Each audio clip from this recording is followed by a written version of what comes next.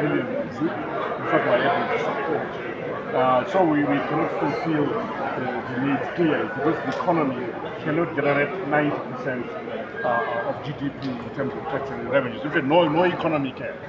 So what we have is something where we think we'll be able to live within our means, and we believe that the budget is addressing the key areas which seek to entrench and strengthen our resilience as an economy to various shocks, be they internal, be they external, but in doing so, making sure that we invest in infrastructure, we continue to support our social sectors, health, education, social protection for the vulnerable, and other such important activities, enhancing food security, supporting our Vita Indosa program, the presidential input program. That's what the budget seeks to do, and any gap will be funded through some borrowings, we have to do that, and also sale of assets.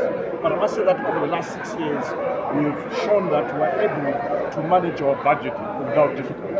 We've lived within our means, and we can be sure again in 2025 we'll live within our means and have again a good year. We expect the economy to grow at 6% of GDP, and this is good recovery indeed. In fact, all sectors next year are expected to show a positive rate of growth due to the recovery of the agricultural sector as an associated sector, but also due to a better rainfall season in the first place.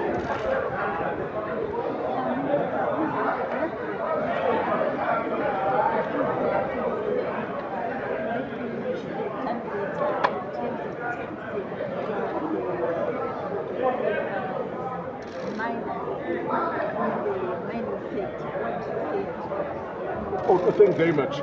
As you know, in the midterm budget, and also in November 2024 budget, when I did the announcements last 23 announcements for the 2024 budget, we did quite a bit on the mining sector. If you recall, we introduced a 1% tax on revenues for the mining companies for support of local communities where these mining companies are located. That is now being implemented. You can't reintroduce it, it's already there. So I think really what you'll be doing is assessing how well that is working. We also have insisted that the miners need to do some beneficiation. And we are insisting that lithium cannot be exported without penalties if it is not beneficial to the level of lithium sulfate. We are insisting on that. So we are finding that when it comes to that sector, we've really been insistent that beneficiation is key. That's what will benefit Zimbabwe. That's what will benefit Zimbabwe from its natural resources. And you can see with the progress that's been made, for instance, in the iron and steel facility in Malaysia, that's going to benefit Zimbabwe enormously. Not only will we just account for iron ore extraction, but we're now accounting for steel manufacturing. So it ceases to be just mining, it is now steel manufacturing.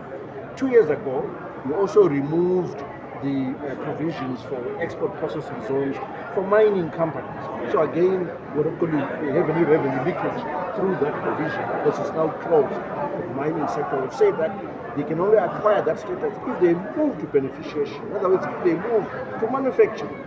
That's where we think the benefit ought to be extended in terms of the export processing provisions. So we've done a lot, I think, to ring-fence the benefits, to harness, to maximize the rewards from our natural resources. We'll continue to do more. Minister, it seems the government is failing to pay citizens.